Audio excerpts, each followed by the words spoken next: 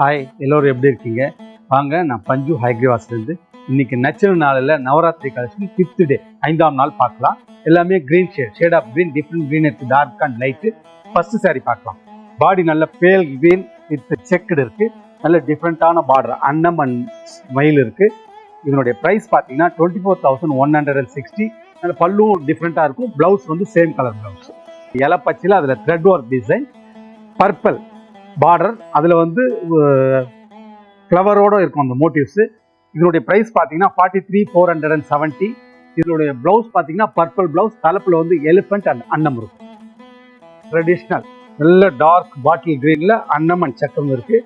Border வந்து நல்ல அரக்கு border, ரெட்டை பேட்டு, அதில் வந்து அன்னம் அண்ட் எலிஃபென்ட். இதனுடைய ப்ரைஸ் பார்த்தீங்கன்னா 26,880.